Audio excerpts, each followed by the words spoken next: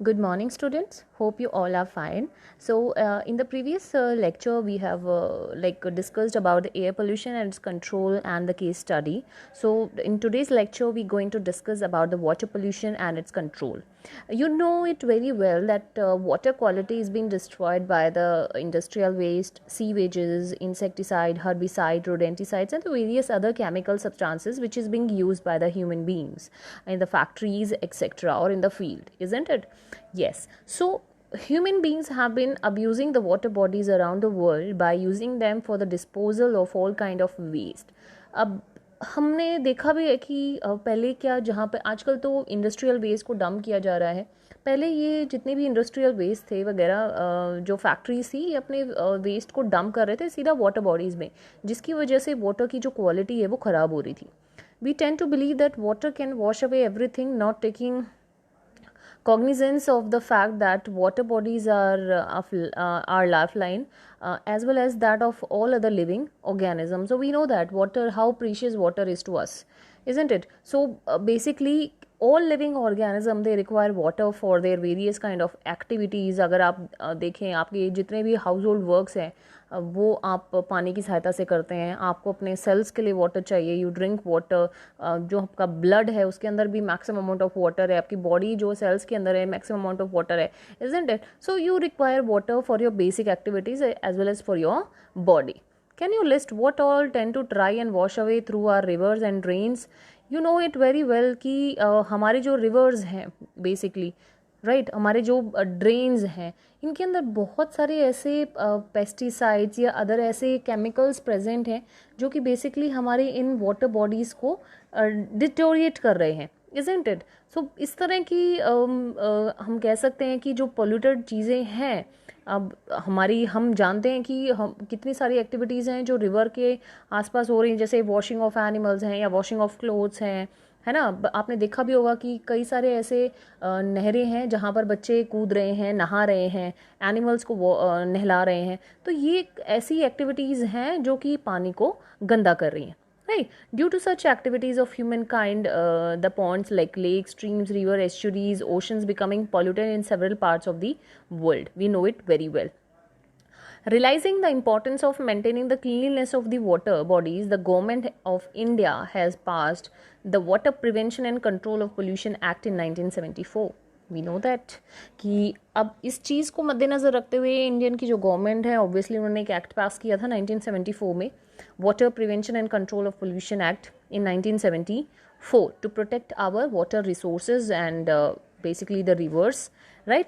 सो अब हमें ये पता है कि हमारे इन वाटर बॉडीज़ में जो इसको पॉल्यूट कर रही हैं, हम उसमें बेसिकली कहाँ कहाँ से वेस्ट आता है. तो सबसे पहले हमारा डोमेस्टिक वेस्ट, जिसमें हम सीवेज के बारे में पढ़ते हैं, industrial waste, surface run off water जिसमें इंसेक्टिसाइड, पेस्टिसाइड, इजंट इट, ये सारी चीज़ें प्रेजेंट होती हैं.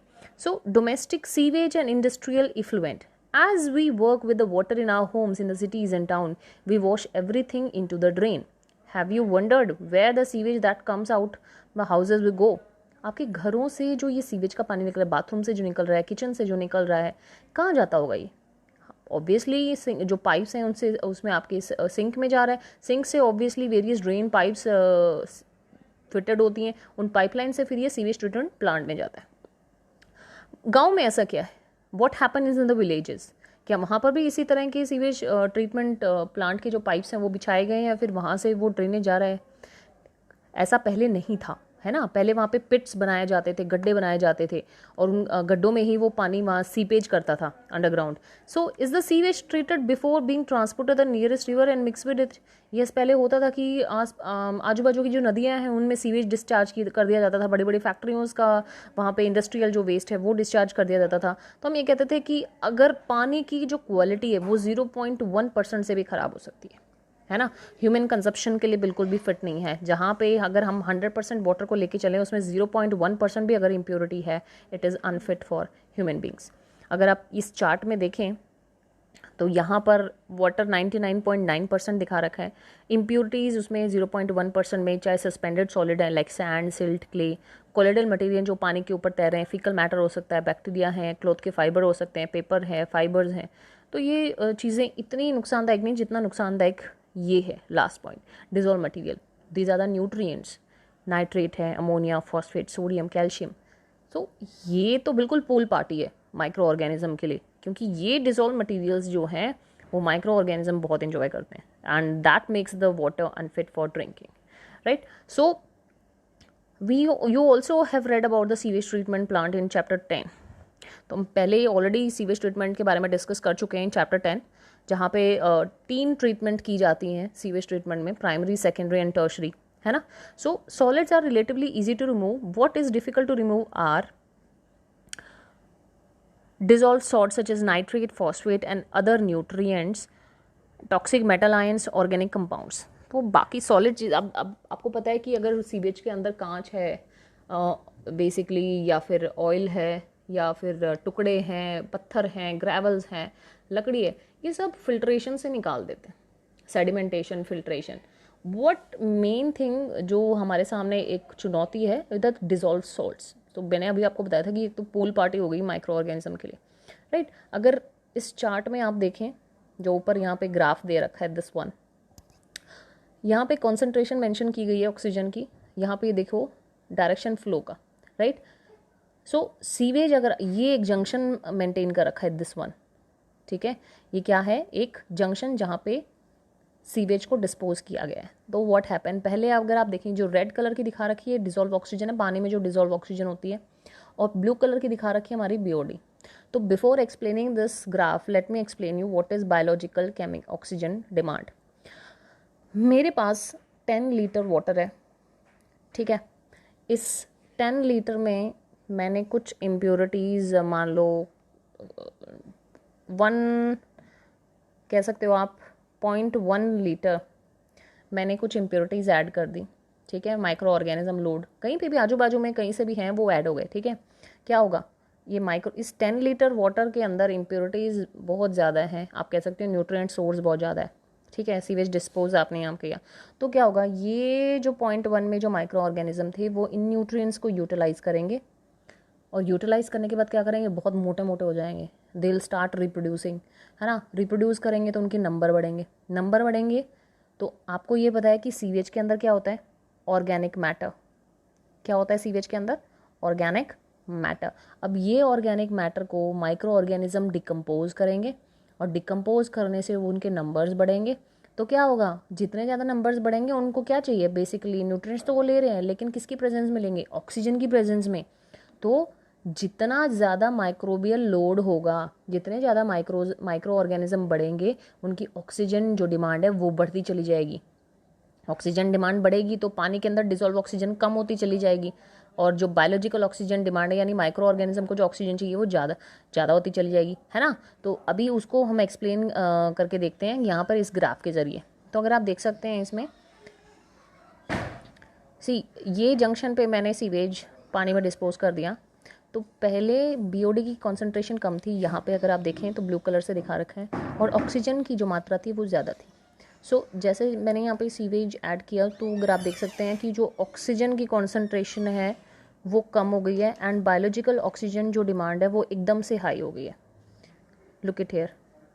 सो द बायोलॉजिकल ऑक्सीजन डिमांड या the oxygen required by the micro organism it reaches to high. यहाँ पे आप देख सकते हो बिल्कुल मैक्सिमम नंबर पे चली गई है BOD, that is denoted by the blue line, और ऑक्सीजन की कॉन्सेंट्रेशन कम हो गई है।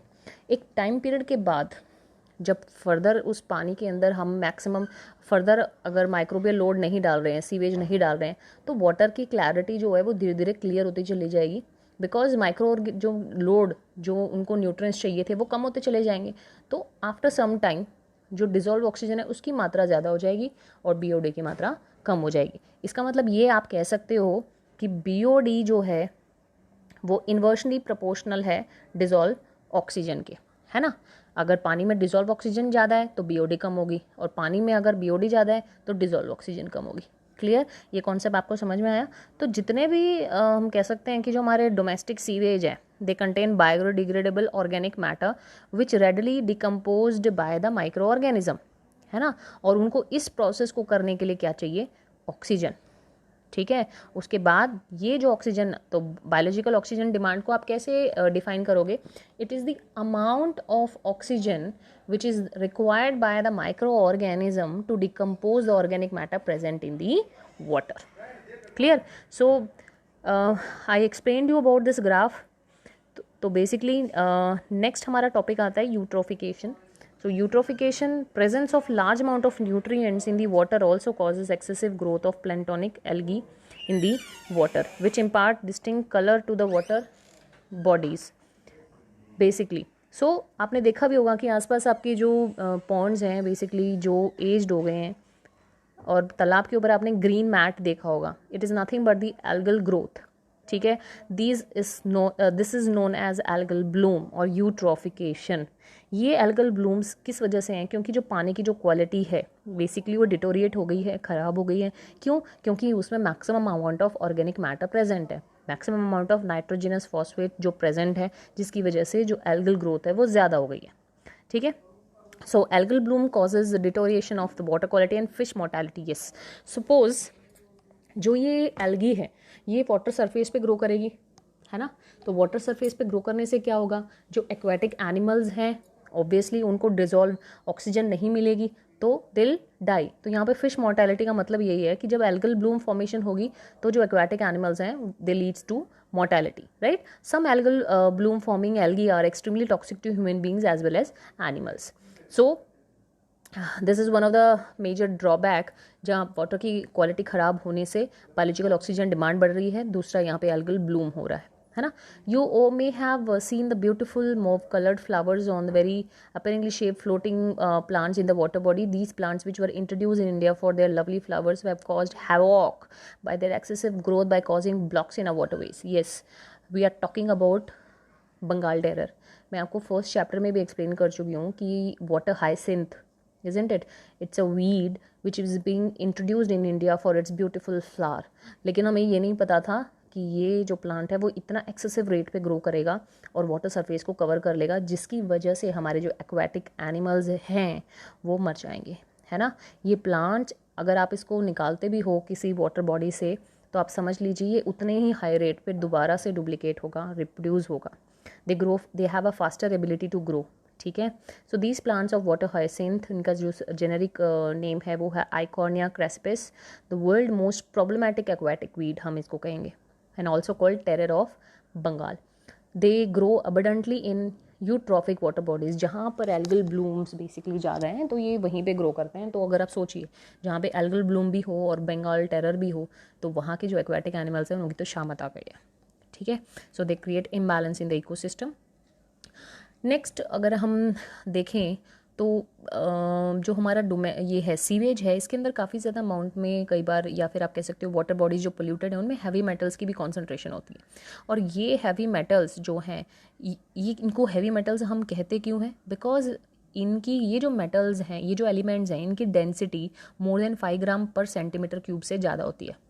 ठीक है, जितने भी एलिमेंट्स हैं जिनकी डेंसिटी 5 ग्राम पर सेंटीमीटर क्यूब से ज़्यादा है, जैसे mercury, cadmium, copper, lead etcetera, ये सब क्या कहलाएंगे?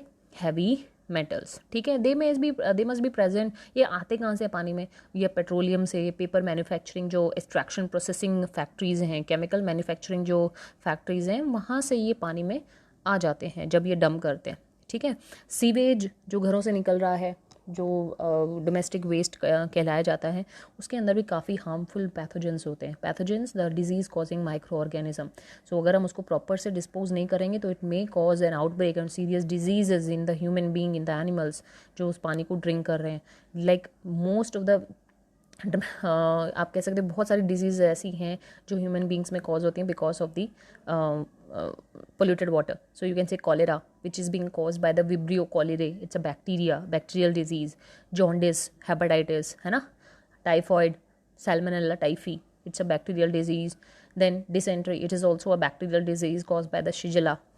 So अगर हम इनको प्रॉपर से डिस्पोज नहीं करेंगे तो it may cause havoc in the human society. Clear? Next topic is biomagnification. A few toxic substances often present in industrial wastewater can undergo biological magnification, which we already dealt this topic in the class 10th. जहाँ पे biomagnification या bioaccumulation में क्या होता है कोई भी toxic, जैसे फॉर एग्जांपल मैं आपको पहले एक एग्जांपल देती हूँ, कोई भी किसान है, वो अपने फील्ड में पेस्टिसाइड, हर्बिसाइड, इंसेक्टिसाइड का छिड़काव कर रहा है, ठीक है। उसने छिड़काव किया, बारिश आ गई, बहुत तेज़ बारिश आ गई। बारिश इतनी तेज़ थी कि जो पानी था, सरफेस वाटर जो था वहाँ पे, वो रन ऑफ हो गया ढलान वाले एरियाज़ में, ढलान में चला गया। वहाँ पे हम रिवर प्रेजेंट हो तो ऑब्वियसली जो वो पेस्टिसाइड वगैरह छिड़के थे वो पानी के साथ मिक्स होके उस रिवर में जाएंगे।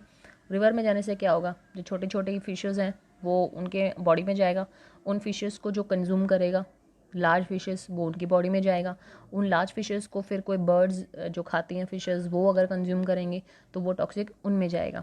तो ऐसे क्या होता है, टॉक्सिक की मात्रा ट्रॉफिक लेवल में इंक्रीज होती जाती है। अगर आप इस ग्राफ में देखें, यहाँ पे बिल्कुल बहुत ब्यूटीफुली दिखाया गया है। सपोज डीडी की कॉन्सेंट्रेशन जो मेरा रन ऑफ वाटर था वाटर बॉडी में मिलने के बाद थी 0.003 पार्ट्स पर मिलियन, ठीक है। उसके बाद पानी में प्रेजेंट जो छोटे छोटे एनिमल्स हैं उन्होंने उसको कंज्यूम किया, उनकी बॉडी में इतनी मात्रा पहुंच गई 0.04 ppm, ये से ज़्यादा हो गई ना, क्लियर। सो अब जो स्मॉल फिशेस हैं जिनको उस जू प्लैंटन पे जो फीड करते हैं, तो यहाँ पे भी अगर आप देखें तो टॉक्सिक की मात्रा बढ़ गई है। फिर लार्ज फिशेस से होते होते बर्ड्स ईटिंग फिश, जो फिश ईटिंग बर्ड्स हैं उनमें आप देखिए डीडीटी की कॉन्सेंट्रेशन है 5 ppm। तो trophic level to trophic level जो अमाउंट है टॉक्सिक की वो बढ़ती जा रही है। This is known as biomagnification, clear, bioaccumulation. This phenomena is well known for the mercury and DDT. Basically कि टॉक्सिक की जो कॉन्सेंट्रेशन है वो trophic level to trophic level increase होती जाती है, and that is known as biomagnification. So that's all for today's class. Next class we're going to see various eutrophication and other case study of wastewater treatment, clear, and the solid waste. So that's all for today. Thank you so much. Stay home, stay safe.